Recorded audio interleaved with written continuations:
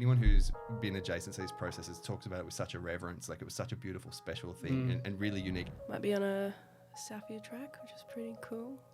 It's very fun. It sounds really good. Really? I've heard it. Yeah, it's great. Yeah, he's incredible. He's a wizard. Ben's great. insane, and just being in that space with him, hearing these songs. Yeah, look, I can't wait to see what you get up to in America, and maybe I'll come over. I could fall flat. Like, who knows? Like, it's a big risk. Who knows? But like, it is very much on my radar to like go there and, you know, drop a line back for all the people that I think are excellent. You know, like, yeah, exactly. Barely been a minute and I can't stop thinking about you. Yeah. Getting the exclusives here. Yeah, I today. was giving it all out. No, I just won't forget about you. Won't be smart.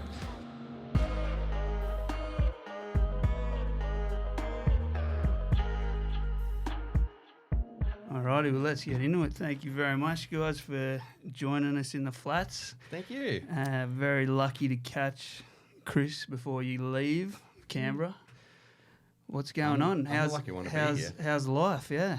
Look, I mean, for context, I'm flying out of Australia, within 10 days or something. So, and, you know, I've got 3 shows in the next 20 hours. So, yeah. 1 tonight. Yeah, 2 tonight, would you believe? 2 tonight? Yeah. So, I don't know. It's the usual flurry of... Hectic schedule. Yeah. It's hard to see the future from the snowstorm, just one step at a time. But, yeah, good. I mean, I'm just always... I don't know, always overflowing with the things that I like to do because I only ever do things if I like them. So being like too full on is not stressful. It's just like, oh, wow, great. Yeah. Something else to, focus on. What a great way to live life. It's okay. Has its costs, as you can imagine, but I take them. Yeah. Better than the alternative. I've lived the other way. It's no good. And so have you been in the studio? Have I been in the studio? Soph. Soph. I have, yesterday did a session with Ben. Might be on a SAFIA track, which is pretty cool. It's very fun. It sounds really good. Really? I've heard it. Yeah, it's great. Disco jungle beat. Yeah. I can't help but get up and move to it, boogie to it. It's a very fun tune. So when can we expect that, or it's kind of unknown? Unknown at the moment. I feel like, potentially maybe start of next year. They're pretty close. Like Ben was talking about getting some interlude things happening, but the album's like really coming together, and I can't wait to hear all of it. We were lucky enough to hear the single that's going to be released before it, or one of them. Oh yeah, do you know when that's coming out? That's a good question. Oh, it's sublime. It's really, really good. So good. Yeah. So I can't wait to hear the whole thing, the whole package. It's one of those things though with I think it's a bit invisible how often artists will have had a song that they're sitting on for like 2 years or something before you finally get to hear it. It's so, whereas like from the other side, it's so infuriating to like, because there's obviously all these processes that you have to run through from when you write something. I wonder if it's just because of like the level that we're at, or is it an Australian thing? But I feel like, so often artists will like you talk to some artists in Canberra and they're like, they've got their plan for their release in 2024 or whatever, and like it's just alien to me because I feel like I'm sitting on, I mean, even just between the two of us, we're sitting on a number of tracks that like, come on, get them out, got to get them out, want to release them, but there's there's always more you can do on a song, and there's always there's a minimum threshold of stuff that you should do, and then once you get to the end of a quality, like where you feel like you've got a quality product, then the question is like, oh, what's the right way to release stuff, and like you have to worry about your audience, have to worry about radio industries, etc. And and increasingly there is no right way. Yeah, exactly. Like, I've got people coming through here all the time, totally different approaches, and they've gone different directions with it. Some work, some didn't. Yeah, I feel like you just got to map to who you actually are. I was just having this reflection because these 3 shows I'm doing in the next 24 hours, they're all pretty distinctly different, but they're all like kind of honest to me. And so I just came from a rehearsal. And yeah, within it, I was thinking, oh man, why don't I just record these songs and put them out? What? I kind of have historically been protective of like some idea of like, oh, the project needs to be consistent, like needs to have a consistent type of genre or make sense or whatever. But even then, like I've never actually even done that anyway. So like I don't think the people that like my stuff care about that. So yeah, I definitely don't. So hopefully I reckon it's Yeah. good not to put yourself in a box, and you know, Yeah. because you do. It depends on the day what comes out and what you make. Yeah, and for sure. if it feels good, do it. Gaddafi's law. Yeah, how did that go for Gaddafi? Look, He's dead. Can we bring that up on the screen? What happened to Gaddafi for Safe? what did happen to Gaddafi? So, speaking of Gaddafi now, what is it like working with Ben and the SAFIA guys? Because you've worked with them quite a bit.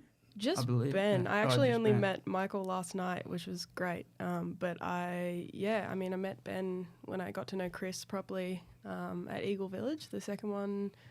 That was around this time last year.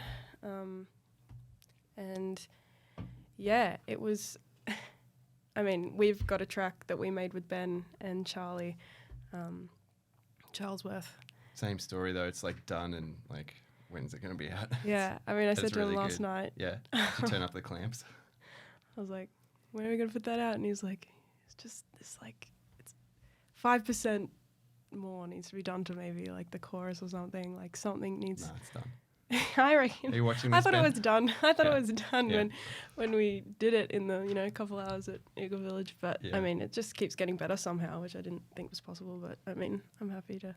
But yeah, look, I'd put it out yesterday. But yeah, he's incredible. He's a wizard. He's Ben's insane, and yeah, just being in that space with him, hearing these songs, and his production is just like incredible. It's I'm a also big really fan. nice to see because, like, I mean, it's easy to say someone's good because there's so many people that are good at doing things, but it's also so like scaffolded. You know, like you can really see how he's been working on specific things for years and how, that's sort of built a set of skills that you can easily quickly bring certain things together without having the friction of having to figure out things or anything. Like he already knows like what he wants to get out of things and how to execute it and how much quicker and more powerful that makes you in making electronic music.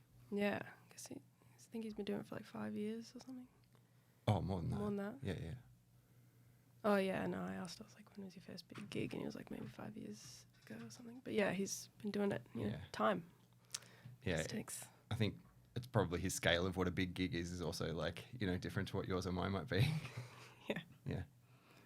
And tell us about that writing retreat thing. So you were both on that together, Yeah. and that has led to some of these songs, like with Ben now. Yeah. How did that sort of flow and that experience there? Well, I guess we all kind of met. I didn't know anyone that was going besides Kobe for Mooney. And Friend of the show.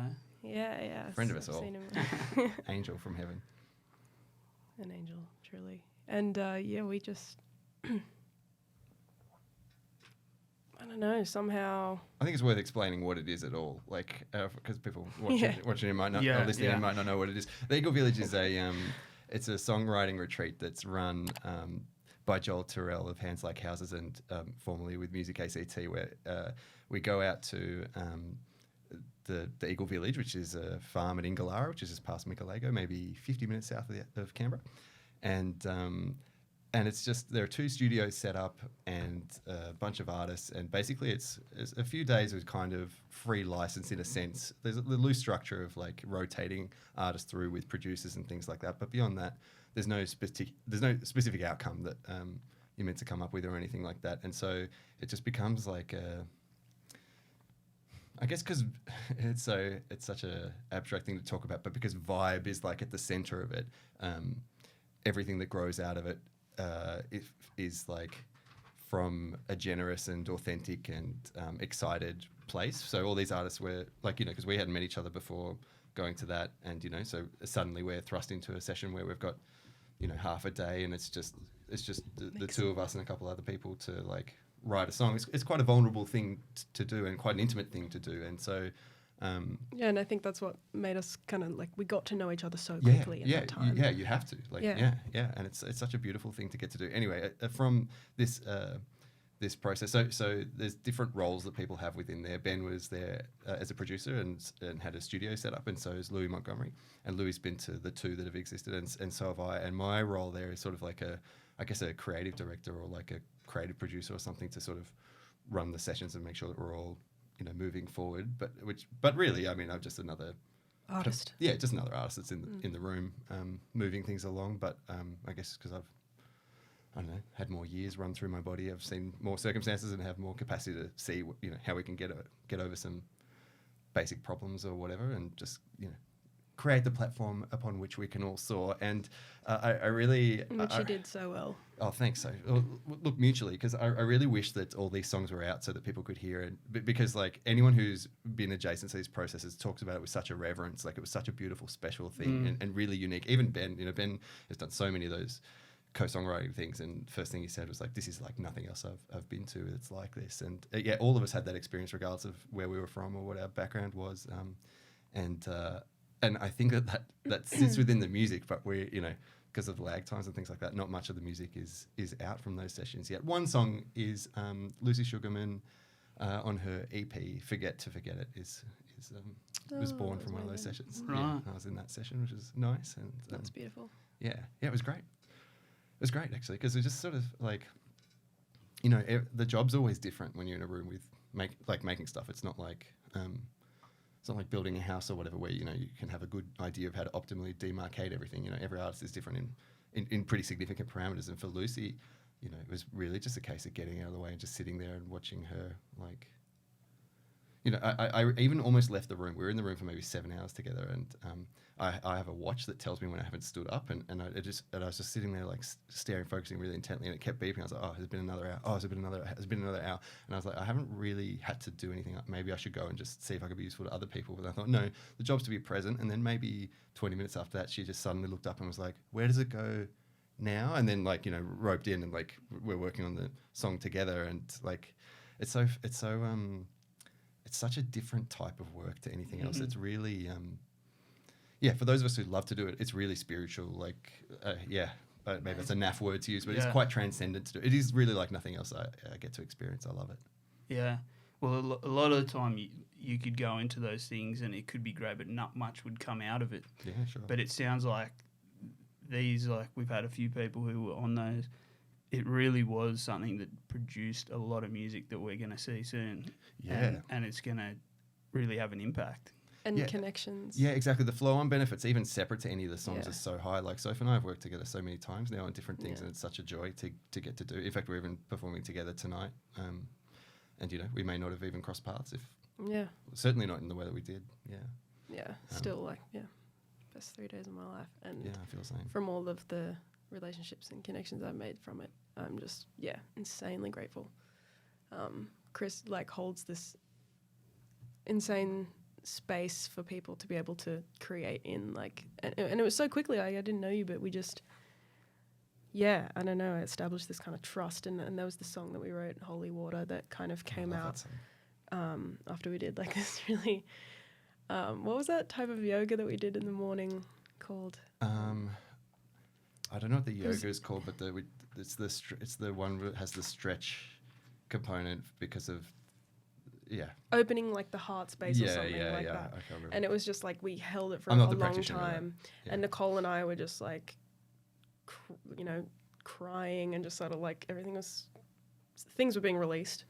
And then after that session, we went into a writing session, and some beautiful Holy Water came out, and Nicole and Kobe were in the other room with Ben and Joel, and they did The Sun Is Shining, and that song is so beautiful. I really hope that gets released, because I often go to the Dropbox and listen to that one. I think the thing, if people listening are creators, I know a lot of your audience is artists and things like that, you can't underestimate the impact of the version of you that you are intersecting at the point at which you go to make stuff, your environmental surroundings, the people, the last conversation you had before you walk into a room, the people you're working with, all that stuff is the meal you ate. Absolutely. Which Tora, Joel's partner, Tora, just cooked these beautiful meals for us, and it just feels so loved and cared for, and that just provides such a, it only has to expand the platform of safety just a little bit, and that can have huge exponential differences in how much more generous you are to a track, or how much more receptive you are to an idea or an emotion, or that sort of safety. It cannot be overstated. That is the work as much as any other element of it. Yeah. And which is why we love it so that space so much, because it's an opportunity that you don't normally get.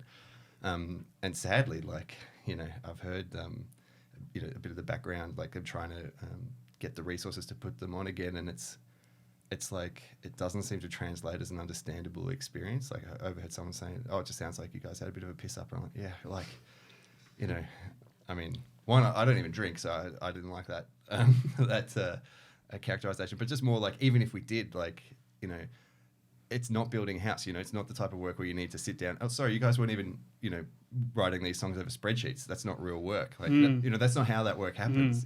Yeah. Yeah, I've had that a bit too, where people assume a process that is attached to something. So assuming that everyone that makes videos writes a script, does storyboarding, Right. and then does shot listing, but other artists, they just do what they want. It's different to every person what their process is. So trying to box that in and judge a way to do something is kind of interesting to me, that people think that way. It's certainly worth interrogating and having a relationship to it, and like seeing that it makes a difference. But the idea that someone else would be like, no, that's the wrong way to do it. The right way to do it is like that's, how can you determine that? Yeah. Yeah. And I guess for you, so it's good because you've recently just graduated from ANU School of Music. Yeah. Versus Chris, who's been doing it in Canberra for a while now. Having those mix would have been like really cool too. Yeah, it was a completely different world. The School of Music was just super jazz heavy, and like I had one kind of recording class in my first semester, which was great, and kind of got a feel for how sessions had run, which was a good thing to have in my pocket before going to something like Eagle Village, and super grateful for all that. But yeah, like Eagle Village, those 3 days or something was, I don't know, kind of, I grew more as an artist in that time than I think I did any other time in my life. Yeah, I'd believe it. Like, I really I'm pretty critical of the way music education is done generally, but especially it's something I've just noticed because I play with a lot of people from the school, obviously, through the years, and I didn't go there myself. And so often, like, a common characteristic for people who've had a particular type of formal training is that they have in their head back on the video editing conversation, they have a predisposed notion of like what's wrong, the wrong way to do things. And once you have that, like, that just immediately frames you. Like, if you're concerned about making a mistake, or that's the instant death of creativity, because creativity is making, you can't but make mistakes or try things. Or, you need to have the safety to take those risks. And if you're like, oh, okay, what's the good thing to do here, rather than what's the true, or what am I actually feeling? How is this going to express it? Totally. You can construct an entirely different output, and it really shows, I think. Yeah, for 3 years of my life, I was focusing on my major was performance, so I was really just drilling things until I felt like they were, nothing's perfect, but perfect. Like, I was just trying to get them so good and in the muscle memory so that I could just do it without even thinking and stuff like that. And then going to something like Eagle Village, where it's so everything's just super raw, and you just have to share your ideas. Otherwise, you're not going to sit, like, I wasn't going to sit there in silence and not have an input. Like, I was, trying to, share and create with everyone. So it's just,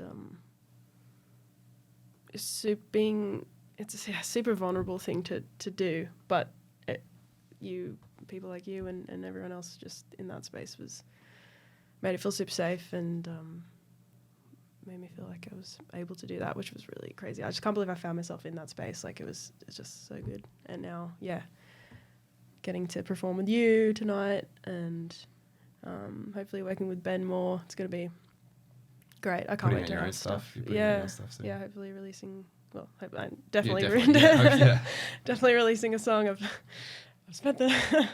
paid for the master. It's going to happen. I'm going to release that maybe next month. Which is exciting, because I've been writing songs for about 3 or 4 years, and finally feel like the ball is rolling and things are happening, and that's just a really nice thing. I'm really glad to hear that. It's funny from my end of experience, because I've had been lucky enough to work with people in those sort of and have that safety and risk taking, et cetera, the thing that really shone as an experience for me was just like being in a space where everyone was pulling in the same direction without any friction. Like there's no like, you know, like egos. And, exactly. And like sort of, you know, like day one, like, you know, I mean, that second session that we did, you know, I just walked in, lay down on the ground, put a thing on my lap and like started just playing. And no one's like, what are you doing? Like, you know, no one, there's no like fear. Like you can't just go in normal society and do that stuff because people are like, what are you doing? Or why would you be doing that? Or even be like, oh, that's cute. Or there's just even a lens of, you know, just the gap. Because obviously, you know, we all have different personality types and things like that.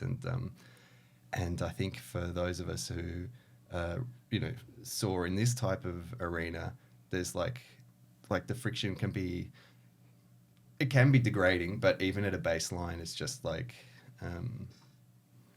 just a bit costly or something, like a transaction cost on doing things. Like, you know, I don't know. Like even just now, like it's not even a big thing, but you know, like not everybody at the Ainsley shops is, you know, a tall man wearing earrings. So like some people just like, I just know some of the old people are like, and like, you know, there's no malice or like, you know, it's a nil cost transaction, but it's just more like, this is the difference between that versus like, you know, when you're in an artistic space that's safe, obviously everyone's just like completely themselves and whatever you want to do, great, let's hear that out or let's pursue that. Rather, yeah, I don't know. That's probably a dumb example given the tens of thousands of things that, you know, are frictions in a day for trying to live an artistic life in Canberra. But yeah, finding spaces that are not safer. It's not really the idea of safety, but well, it's because enable it. Part of the reason that you've incentivized, you're moving over to the US is because that being an artist. Or I'll ask you, has being an artist been hard in Canberra, and that is part of the decision to you moving? Yeah, it is. And like, you know, that's like, I don't want to be too.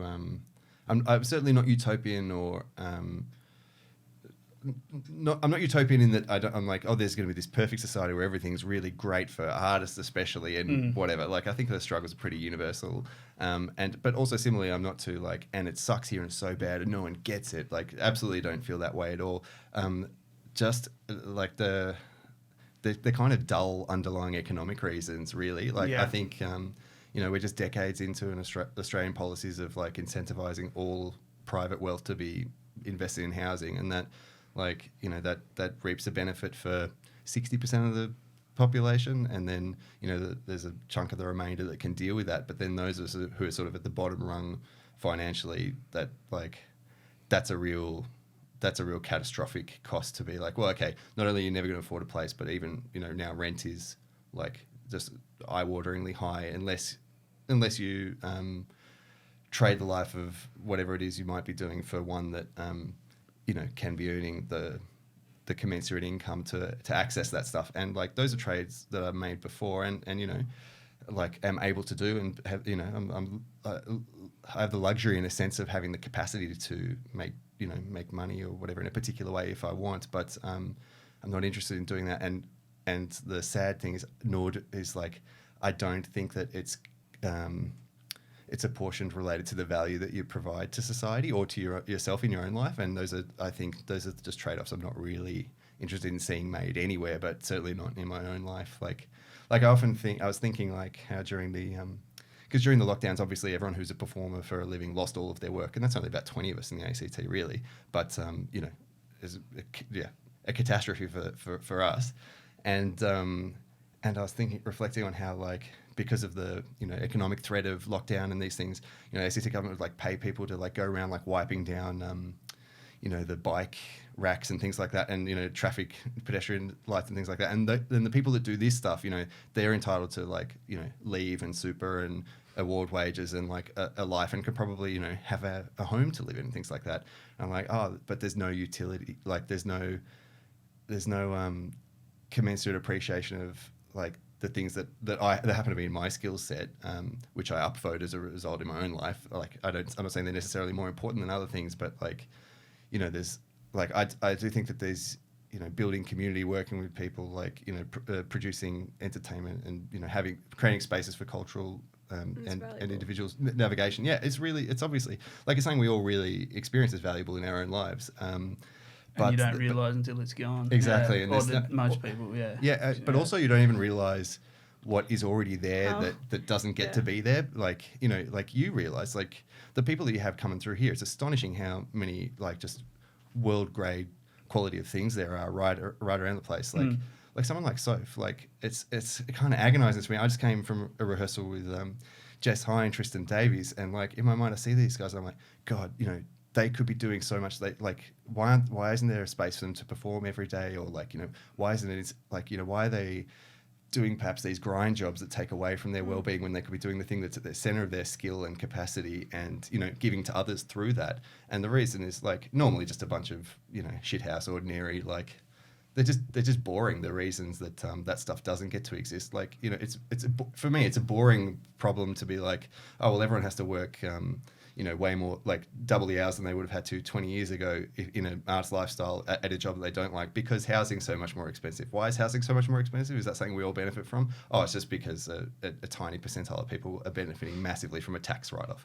Like, that's it's such a boring construction of society to me, and I don't see, like, I've sort of done my bit of public advocacy around that stuff and, written, articles in Canberra Times and whatever else. And, like, but of course, like, at the end of the day, I have to have a personal relationship with that reality, and that, like, it's not one that I shape or, just looking at the raw demographics, it's not one that's changing for a minute. So, yeah, keen to face a new raft of problems. Yeah, because, like, it just flows through everything, like, not,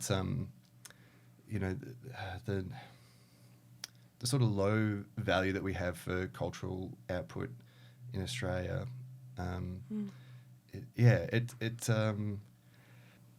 anecdote I always tell, I'm sorry, I was going on a rampage here, but it is my topic of passion. I think about it a lot. One thing I always think about is when I went to Hungary, one of the first times I'd been there with some friends, and my friend Jeff was introducing himself, and he said, I'm Jeff, and they said, oh, what do you do? And he's like, oh, I work helping people with disabilities get jobs. I set up, like, businesses for them to work in, and I wrote a book, and I play in a band with Chris, and I've made these board games, and one said to me, I was like, oh, laat me varsågod, or something like that. I can't remember. But and he was like, what was that? And I was like, oh, Jeff, they called you a life artist, and they heard my tone. No, life artist is the best thing anyone can be. And I was like, oh my God. From my own, like, cultural lens, I just thought life artist meant you're a bit of a bullshit person. You're like, oh, he's not even a real, like, he just does whatever. Yeah. But they're like, no, this is the good thing. Be a life artist. Wow. Whereas, like, it's like the very Australian look at it. Yeah. I mean, do you encounter this if people ask what you do, and you're like, I'm a musician, they're like, oh, but what do you do? But what do you really do? Like, to get that one? Yeah, every now and then. Yeah. And I think when I was doing my degree, it was always like, it's not a real degree or whatever. Like, it's. Oh, it's only a cultural practice that's, existed alongside humanity from the dawn of civilization. Look, to be honest, I said that myself. Like, yeah, exactly. But that sort of self-apologizing is also a huge thing that, like, in the artists I work with, like, just immediately trying to undo it, because, like, we cut the legs off of ourselves, and and I, like, as repugnant as it is from a distance, like, I really am looking forward to being in a society like the US where people will walk into a room being like, I'm ready to be the greatest. I'm here to do the work. Like. I could never, it's an alien thing to me, but it's sort of like almost sexually exciting, the idea of, being in a room where people are not, preemptively being like, oh, I'm not very good, or this, I can't do this, or, I don't know. Yeah, I guess this is something, but it'll never, whatever. Like, that's kind of the default. And it's not to say that there aren't people in Australia that are exactly like that as well. It's just that I like working with the people who have that self-doubt, and I would like to work with them in a way that, in a culture that encourages them to, like, turn up and be like, well, say what it is you're going to do, stake your claim. What are you trying to do? Oh, well, I'm trying to be a singer. We're sort of afraid to admit that stuff. Does that resonate? I think I'm starting to lately now, Great. Admit to wanting those kind of goals and wanting to just do it for my life. You're so good, Soph. You're as good as anyone that does any of this stuff. Really, and I'm really sad that you're going because it's like, you know. You're not good because of me. Just to be completely clear, it's got nothing to do with. But yeah, you've honestly, no, I would not be where I am today without you. So. Because it does seem like you're the kind of person that has made is in everyone's bands in a way. Yeah. Like, or always doing something with different people. I get bored easily, you know. And so that impact is definitely. Has that made it a hard decision to leave because you have such strong roots in Canberra? For sure. Look, I mean, like, if the pandemic hadn't happened, the pandemic really sharpened it took all these things, these phenomena I'm talking about, and took them from, you know, like, really, they were already 8 out of 10 concerns for me, but they took them to 800 out of 10. Like, it just became an unacceptable gap. Yeah, particularly given, like, you know, like in my cohort of people, like my baseline requirements, it's not like they were high and I'm like, well, I, you know, need to have a really huge level of, you know, financial success or whatever to be happy, or, you know, need to have exactly what I want. I literally just wanted to have like a baseline entry level, being able to just even like live in the same place for a year, or just the smallest things, like, yeah, like I've been, you know, and I understand that, like, you know, if I was like, well, I really want to play cricket and I'm, you know, not the best at cricket and I want to play cricket all day and it's so unfair that I can't have a place to play cricket, you'll be like, well, maybe you should not play cricket. But the thing is, the things that I've done have been so successful and, like, I feel like, and appreciated as well. And so, you know, and I felt like the better I got at doing things, the more I invested in just doing those things, and sort of, you know, like, I could be doing extremely well in one sphere, but then still be at 0/-1 in another. And, you know, like, you can sit around and blame the game for that, but, you know, you play dumb games, win dumb prizes. And, yeah, it's no longer it's unfortunately no longer a viable thing, because I have other things in my life that I want, you know, like I want to be able to have a family, or I want to be able to plant a garden and be around to, like, you know, harvest the vegetables, you know, just like the smallest dumb things. Yeah. And again, like, you know, these have all been things that have been represented, but you know, they're complex problems. And well, I think it's exciting because you'll go over there, develop some new skills, and who knows, you might bring them back for to sure. Canberra, and because is it right? You're looking to do more producing over there, and more in the hip hop space. Yeah. So I've been doing a bit of basically in the last couple of years, because of the no performance stuff, I sort of pivoted to doing a lot more studio stuff, and then being on my own in lockdown, I just sort of turned up to the same space every day and started doing electronic music production, and, like, I really found the joy of that, where I hadn't previously had the skills, I guess, hadn't put in the time to learn how to do it. And so I've got a raft of stuff coming up, which I guess if you're watching this or listening because you're a fan of the stuff that I make, you know, maybe it'll be alienating, because it's like, it's pretty, well, it's got the same spirit. It's like very upbeat and playful and energetic, and but aesthetically, because even your latest one, is a bit different. Yeah, for sure. The one with Maisie. Yeah, running. Yeah. So good.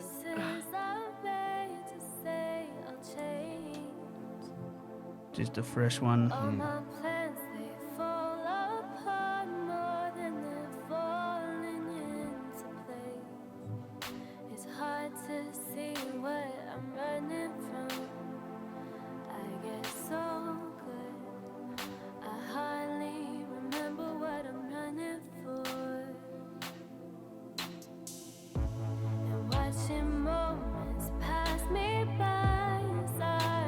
So this is one you made the beats. Yeah. We I don't know how much of the song you want to play. How much I should talk over it. We can get it. No, we can talk over it. Okay. But people go check it out because it's a tune, absolute tune. Oh, great. We've got, like, our own Ariana Grande up in Canberra. Oh, no, she's so good. She's great. Amazing line. An angel. So this is the first tune that I guess, completely produced in this way.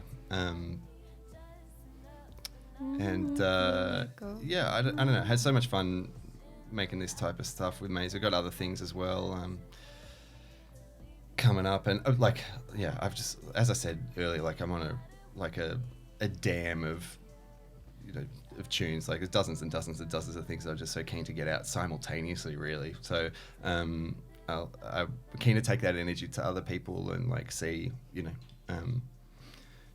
where it can go. Like, like I love it so much. I happily do it all day, every day, and I look forward to being in an environment where everyone else is around to do it all day, every day, or at least other people are dedicated. Have the space to be dedicated. And I don't know. I was talking to Louis about this just yesterday. That like watching the Genius doco. Like one of the striking things is and this is, I mean, it should be a no-brainer, but it is something you need to say out loud sometimes. Like we're in an outlier, expensive society where access to space is difficult for some reasons for certain people. And like you watch these things and you just see that they're just like constantly, it's not like they've made it or have a bunch of money, but they've, everyone's got a little studio set up, and it's not like it's not an extremely premium thing, but you can just go and like people are around to give, to turn up and give the time, like drop in here, do this, I'll add this, I know you're there, and that sort of stuff just snowballs so quickly in terms of your capacity to do things, because of course you get better the more you do stuff. And I wonder what, like, is it, if you're looking at what Canberra needs to do, it's almost like, is it a site, like a population thing, like having enough people it really isn't to sustain that sort of thing? Or I would have I think like it's not a nil element, but that also doesn't exist in like Sydney, really. Like, and Sydney's got 20 times the numbers or something like that. It's much more commercial. Like you book a time and you go into the studio, unless you're signed to a label or something. Yeah. I think it's just access to space is like so expensive, and like the baseline living expenses are high here, and there's friction in terms of getting around and things like that. Like, I mean, I sort of always say that Canberra's like bigger than Iceland, and Iceland, had room for Björk and Sigur Rós and like Monsters and Men, like just just huge global artists, and there's no reason that people here can't make that quality of stuff. In many instances, people absolutely are making that quality of stuff. And also, Canberra's so rich, which is the real frustrating part of it, because we're rich and we do put money into the arts. But the Hellenic Club making a...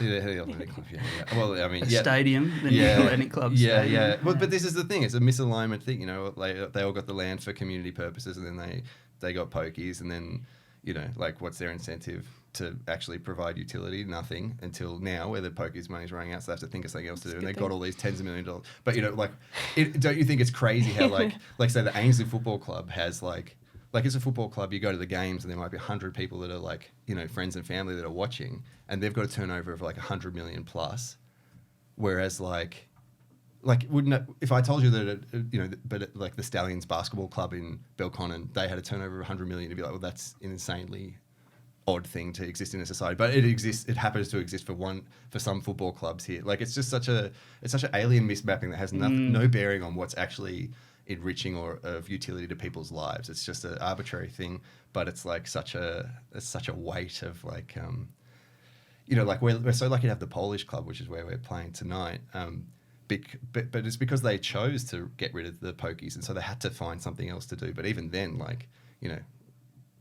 it's not to attack the Polish community that's been so good to me, and I love the building so much, and I love the people there, and I love the space. But isn't it odd that why can't the musicians? Why isn't it a viable thing for musicians to have a space to have a big hall to put on shows, because you can't afford to do that stuff or have the money. But but this certain ethnic community, of course we'll give them a building and whatever else. I don't begrudge that also existing, but it's just so odd that why where say if we wanted to rehearse today, where would we go? Oh, we could go to my house. Yeah, exactly. Dog. Yeah, but we'd be totally beholden to whatever personal stuff you have. It wouldn't be we'll go to the studio where there's a PA and there's mics and amps also. and instruments and amps. And we could make as much noise as we'd like exactly. to. And do you know who's getting better in the world? Between the two people, the two cohorts, the artists that can turn up and practice in a space that's exactly like where they're going to perform or going to record or whatever, without friction. They're going to be 100 times further within a year than us. Because, and not even that, just because even more than that, we wouldn't even bother turning up to rehearse because like, I'm not sure if the housemate's home or not sure Yeah, if Chris is working from home today. Yeah, like, exactly. So like those sorts of barriers are so I don't know, it's so odd how heavy they are but unappreciated as a problem. I guess because they're invisible in the same way as like people, the general public only see the show. They don't even realise that the amount of work that's gone into getting everyone together, just organising and that sort of thing. So, it gets lost on people. Yeah. And also like particularly as I'm further into adulthood than Soph, like all of my peers to sort of have stable lives, they both they'll be in like relationships where they both have to work full time to be able to afford a lifestyle of that kind of stability, and it just means that no one's around to do stuff in certain ways. Obviously, like if you want to go to the pub and have a meal or whatever, that exists as an option too. But if you want to like spend a few, like Eagle Village is something that in the abstract it sounds so easy. Like, oh, what do you need? Just a space and a few days. It's not like the artists aren't paid for it or anything. Like, they're super happy to do it. You just need food and a space for a few days. Geez, that sounds extremely accessible, which it would be if we were like a kindergarten or like, I don't know, just like literally any other type of thing in society. But and which is so funny because there is so much money spent. Like the Belcronie Arts Centre was just built. That was like $5 million. Like, it's got a big beautiful theatre and things like that. But would we ever think of like, oh, we should go there and rehearse? Like, wouldn't even enter the mind because once these things are constructed by a government, they have their own bureaucracies and have their own systems, and of course application processes and it naturally benefits those people that can navigate those effectively. Which are very often not. It's a set of of executive functions that isn't necessarily correlated to being a type of creative in particularly. Yeah, I mean musicians aren't we need most easy famous. access. Yeah. Well, but really, like wherever there's naturally easy access, you're going to get more work done. And so you got lots to look forward to in Canberra. So look, there is heaps for you in Canberra. I mean, Canberra's really excellent for so many as far other as things. the cities, and the people here and like the Yeah, I mean, I'm hanging around. I'm here for a reason. I think. Like, I thought when I finished uni, I'd go to maybe Melbourne, Brisbane. Are you from Canberra originally, or you came for uni? Yeah. I grew up here. Yeah. Spent some time, like my last 3 years of high school, I was in Sydney, so I got a feel for a bigger city, and I don't know. I don't think I'd live in Sydney unless I had a butt ton of money. But yeah, so I always thought I'd be going somewhere else. But after, I don't know. I think like meeting you guys like at Eagle Village and having that experience and making more connections through that, I'm sticking around and it's good. And I think I don't know. Every day is sort of. I consider maybe I should go study psychology or something, or like, definitely crosses the mind, but yeah, it's hard to know because it's like it's not necessarily a inherently legitimate pursuit, like it doesn't I feel like if you're telling someone in the abstract, you're like, what are you doing? I'm gonna do psychology and become a psychologist, then you're like, great, I know what that is. That's a real thing. But if you say, I'm gonna I think yes. I think subconsciously everything, like all this does affect me, but I'm not ashamed to be like, I'm a musician and that's what I'm trying to spend my days doing when I'm not, at my bar job or teaching vocals or, the other casual job that I do. But I can't wait to see what you get up to in America, and maybe I'll come over. I could fall flat. Like, who knows? Like, it's a big risk. Who knows? But like, it is very much on my radar to like go there and drop a line back for all the people that I think are excellent. Exactly.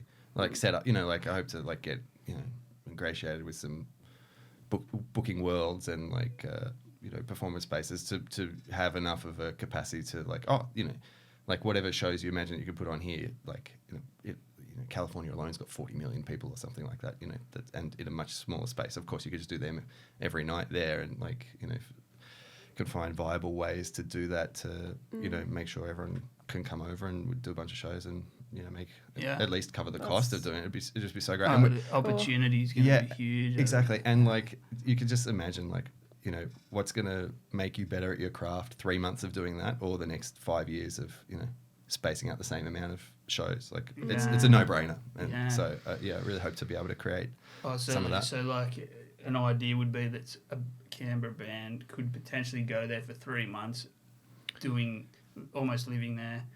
It's something I want to set up with my own band because, like, in my own, I mean, I with all this Which new one? electric. Yeah. No, just with Endrey, like with my own, all my new electronic stuff, which I haven't released any of. Did a show at the Front Yard Fest. Thank you to our sponsors, Capital Brewery, the other day, and I mean, 2/3 of that really was Soph and Maisie and Jess and Tristan as a show, and be great to. And then a small percentage was Louis as well. I should mention that he was there on the wood block. Yeah, he was on there. Yeah, rock the block. But so many actually of the artistic projects that I admire generally are sort of big, are products of communities, and they're sort of you get a lot of different voices within them, and a lot of different people showcased, or a lot of different types of things showcased within it, and because it feels like. Because when things are set up like that, it's much more just like organic expression of whatever's happening and a high rate of production rather than, this is me and this is what I do and everyone has to keep that at the center of what we're looking at, like which is also a completely valid thing to do, but just doesn't appeal to me as much to watch. No, very exciting. Keen to see what comes of it. Oh, you're welcome to visit. I'll come visit, yeah. For sure. And how about you, Soph? From what I can tell, you've only got one track on SoundCloud that I could find. Oh, do I? Oh, yeah. Do you even have that? Yeah, that's good hunting. Is that from a year ago? Oh, yeah. That was from an assignment that I did. I'll send you a link. Can we get a preview of something? Yeah, let's preview something. Yeah, what do you want? We got to listen to this assignment now, too. No. We'll Holy Water? Oh, yeah. Yeah. Right. Or Olivia or... This will take a minute, so you keep having a Yeah. conversation. Yeah, So I mean, you're heaps of keen stuff to- in you're- the release pipeline. You've kept it clean so that you can kind of hone in on certain, find what you want to do and then do it properly. Is that the idea? A little bit? I think so, yeah, partly. I think, man, I don't know. I think it was just what I listened to was, people that inspire me at the moment, like Dora Jar. I'm obsessed with her at the moment. And you can tell, she's written stuff. She has written her own music with, sitting with her guitar. You can hear it in some of the tunes. But then the production is great as well. And I haven't got those skills to do by myself in my room yet. I would like to one day. But I think that's going to take time. One day about it. You just got to start doing it. Just that's do what I it, realized yeah. because I had the same mentality for like a decade, and then with staring at Yeah, my I gotta hands get during the back pandemic, I into was it. like, just start doing it. Are don't you know comfortable what with me playing a bit of Holy Water? Yeah, if you want to share that one. Yeah. I mean, it's different. I mean, all of them are quite different, and I think that's also something why I haven't released something yet, because I'm like, oh, it is all different, but at the same time, don't want to put myself in a box. I just don't think that really matters these days anyway. But yeah, I don't know. Okay, yeah, feel free to. Did you send a link? Yeah, I already sent it. cool. Yeah. I just Well, gotta we should transfer it over. We should also share Need that we did together. I mean, we did this one together. Yeah. But you feature more on it. You wrote the on that. Was it a Juno? No, keyboard? it's a horrible. It was No. I say horrible. It's great. It's that Roland Red one. Roland Red Yeah, I keyboard. don't know It's what it so is. good. Yeah. So many cool sounds. Yeah. Well. And then Need just sort of. I mean, Ben then manipulated them with his magic. Magic hands. And this is the one we were talking about. That was after that Yeah. First time we met. beautiful morning session. This is very different to what my single's going to be. No hedging. Soak in her holy water. We hold her, we adore her as she ripples through us, our hearts. Haunted.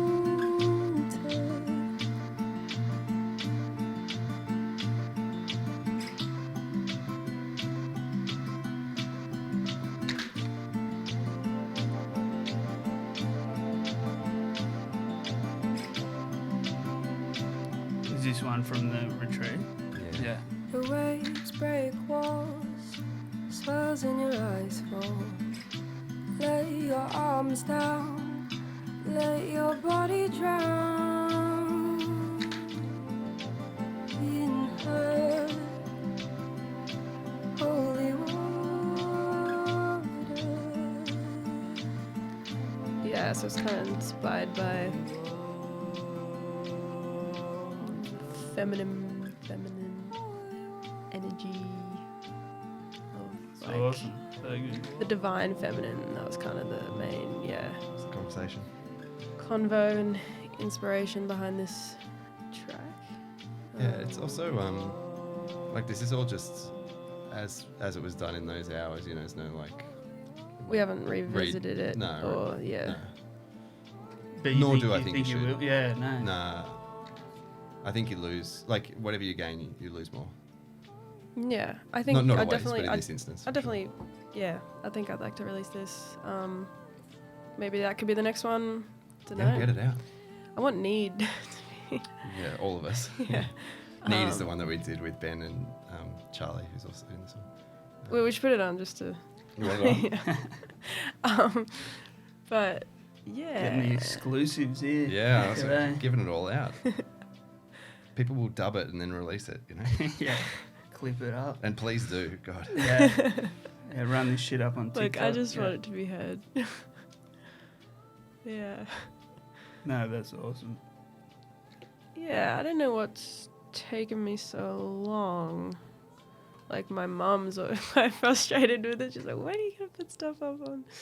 I'm like, I don't know. I think I just all in good time. Yeah. I think the track that I'm gonna release next month is when it came out. Louis and I made it in lockdown, and it just felt good that day. And I was like, I think I just decided on that day after having a chat with Joel and Billy that I just needed to get the ball rolling. I think I had this idea that my first single needed to be like the perfect and needed to Yeah. tick The all one. these Yeah, boxes. that's The the one. thing. Yeah, it's a process. Yeah, Not and a- then like having a chat with Joel was just like, no, dude, you just need to get the ball rolling. Yeah. And so I went back and looked at all my songs that I have written by myself, like before Eagle Village, and I think I just want to do something else. I wanted to kind of be like, all right, that's what got me to here, and now I want to. And then we made the song In My Mess that's about to come out, and I was like, cool, that can be the first one. Put it out there, and yeah. So this is with Ben Warner and Charlie Seymour Grant and Chris and I.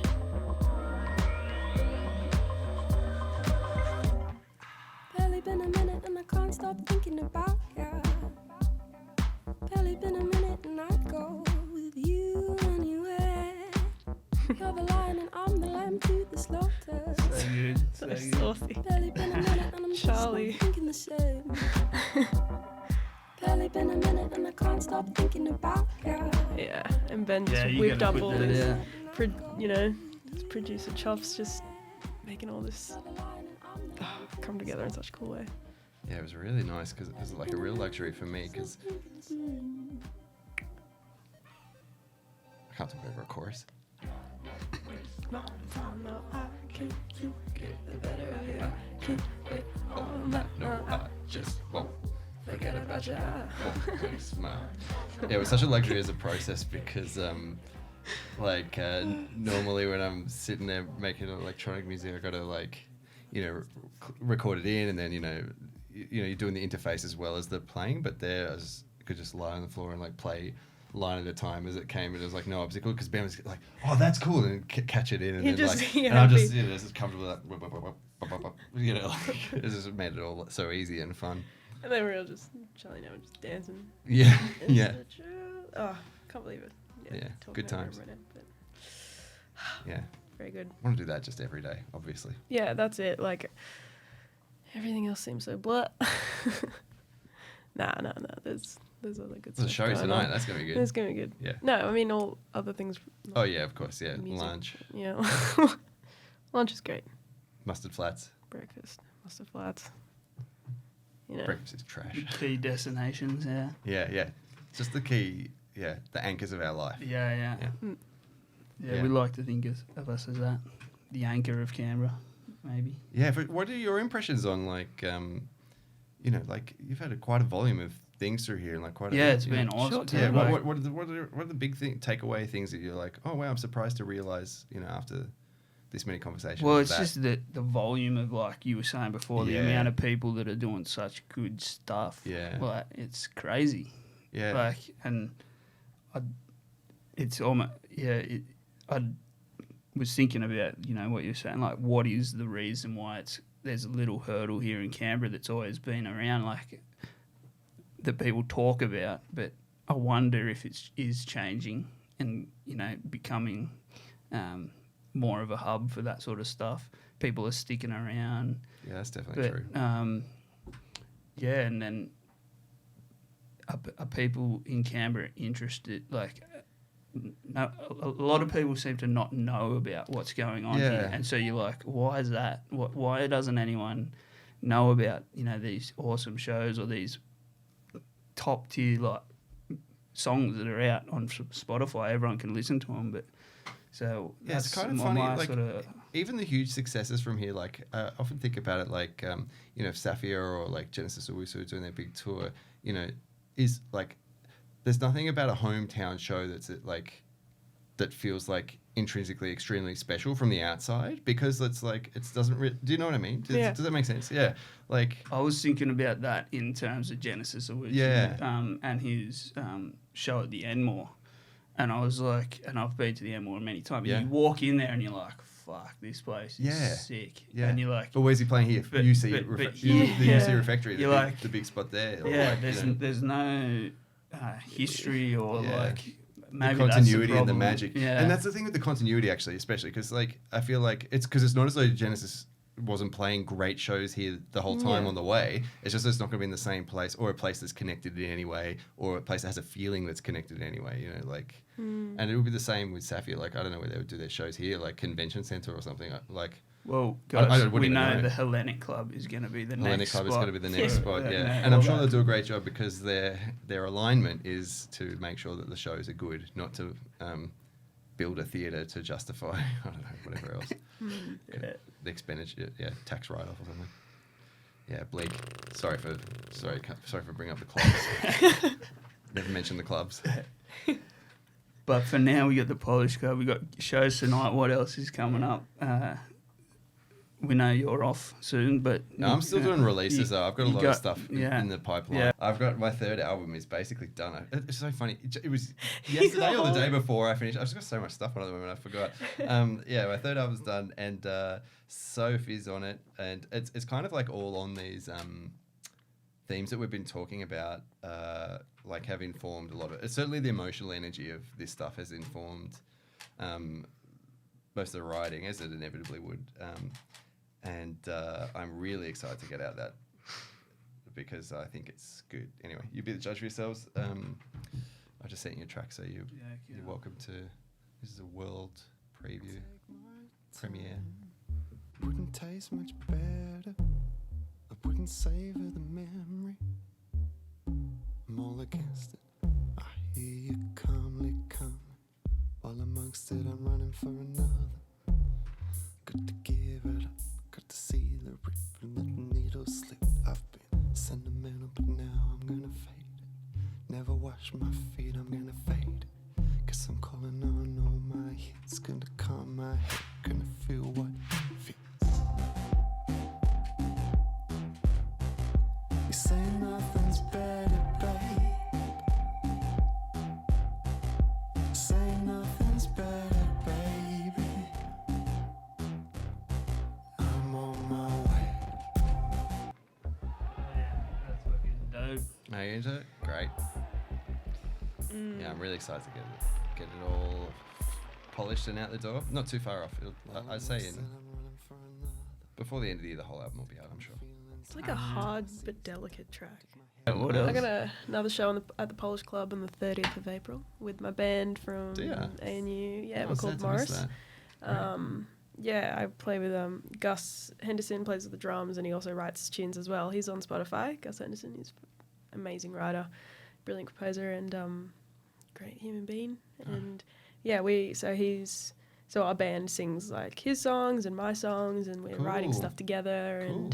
And I applied for a grant to get to be able to record all the stuff that we've done so far for like a couple of days, and just didn't get the grant. That's great. Yeah, it's a skill that I probably could Gotta love work on. grants. Yeah. Yeah. But, one day I reckon I'll apply for another one and hopefully get it, and then we can record that band stuff, which is cool. So we're playing a show there at the Polish Club. God, I was supposed to, everything. I was supposed to do stuff at the Transit Bar, which is cancelled. The past two have been cancelled. Everything's getting COVID. Like it's so funny because it's amazing. like because the general hump of society is past like the all the lockdowns, etc. for COVID. I don't think it's a general sense of like it's still like I cancelled a show last week because I was at Transit as well because I was in isolation. It's just still like that's one of the remaining places it's affecting really strongly.